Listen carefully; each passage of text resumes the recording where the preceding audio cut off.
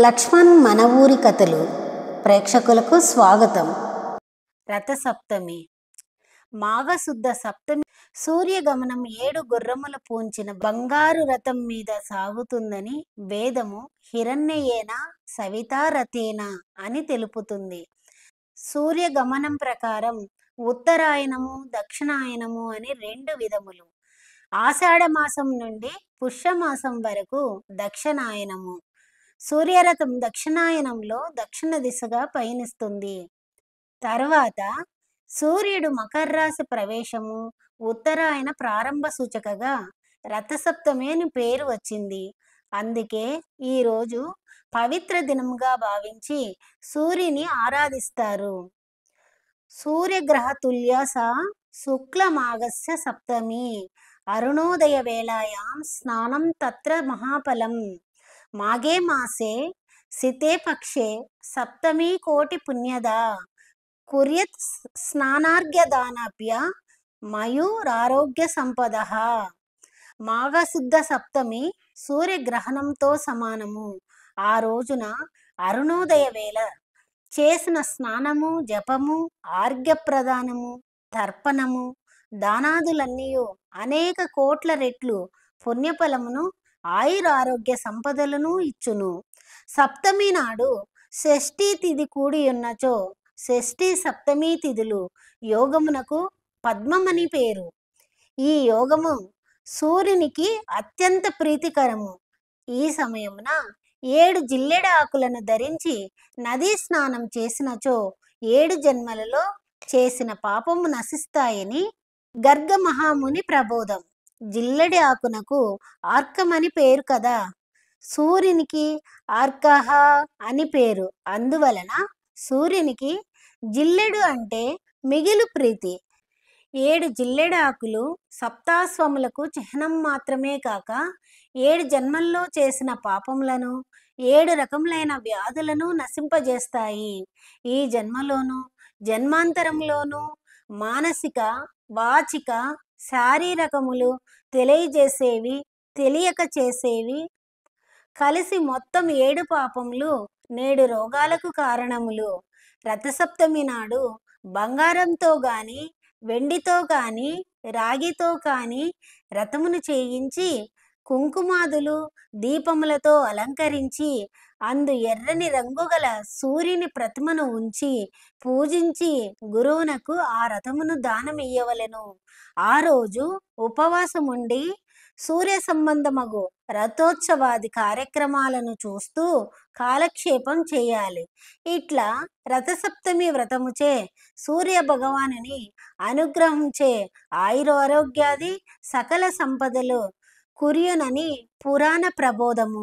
రథసప్తమి వ్రతం వలన సాంప్రదాయము నిలిచిచుండును. రథసప్తమి వ్రత కథ. భవిష్యోత్తర పురాణంలో రథసప్తమి వ్రత విధానము విశేషమైన వర్ణనలు ఇవ్వబడ్డాయి. ఈ వ్రత ఫలాన్ని గురించి అడిగిన ధర్మరాజునకు శ్రీకృష్ణుడు ఇలా తెలియజేసెను. పూర్వము కాంబోజ దేశమున యశోధర్ముడను రాజుండెను. అతనికి ముదిమ్ముప్పున ఒక కుమారుడు కలిగెను. ఆ కుమారుడికి ఎప్పుడునూ రోగములు వచ్చేటివి. తన కుమారునికి వ్యాధులకు కారణమేమని రాజు బ్రాహ్మణులను పిలిచి అడిగెను. నీ కుమారుడు పూర్వజన్మమున పరమలోభి అయిన వైశ్యుడు.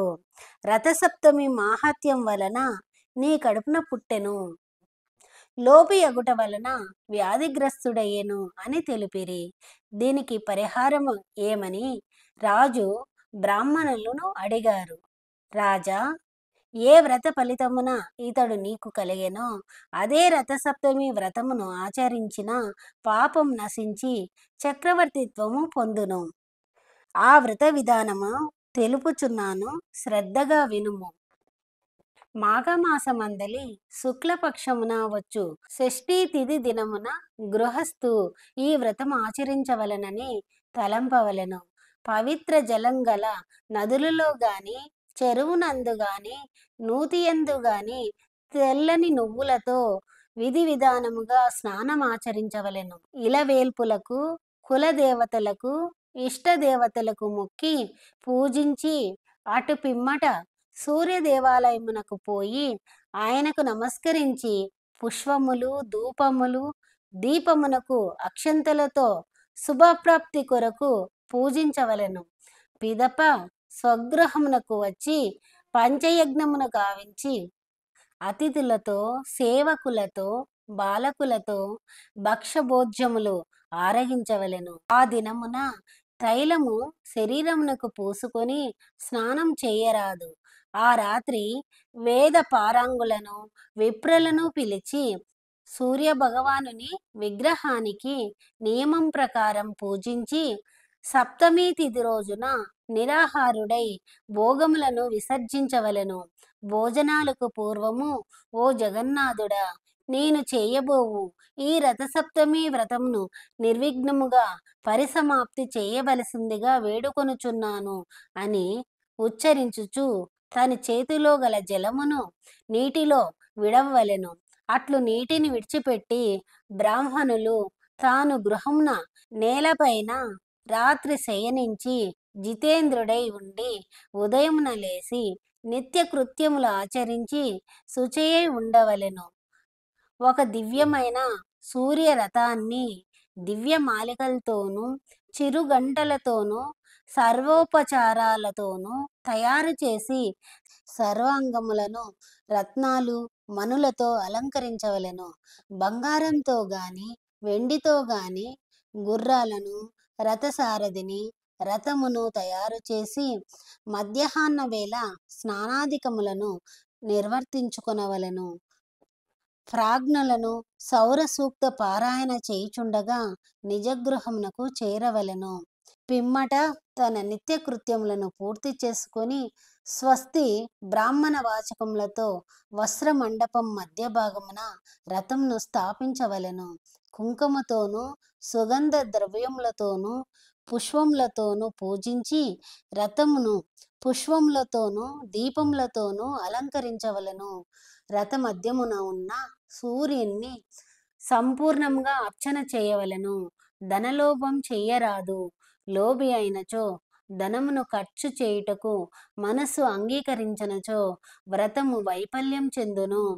పిమ్మట రథాన్ని రథసారథిని అందుగల సూర్య భగవానుని పుష్ప ధూప గంధ వస్త్ర అలంకారాలు భూషణాలు నానావిధ పంచభక్షాదులు గల నైవేద్యంతో పూజించి దివాకరుణ్ణి స్తోత్రం చేయవలెను.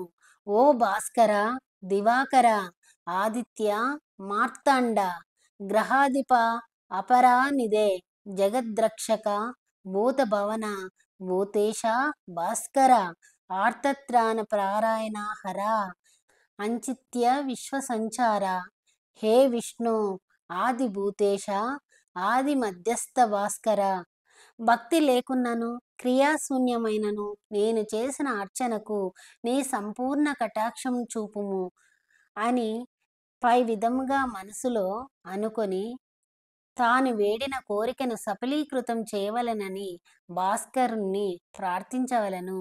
దయాహీనుడైనను విధి ప్రకారము అన్ని కార్యక్రమాలు చేయవలెను. రథము సారథి గుర్రములు వివిధ రకాల రంగులతో లిఖించిన బొమ్మలు జిల్లేడు ప్రతిమలతో సూర్యభగవానుని శక్తి కొలది పైన చెప్పినట్లు విధి విధానాలను పూజించవలెను. ఆ రాత్రి జాగారణ చేసి పురాణ శ్రవణ మంగళ గీతాలతో మంగళ వాయిద్యములతో పుణ్యకథలను వినవలెను.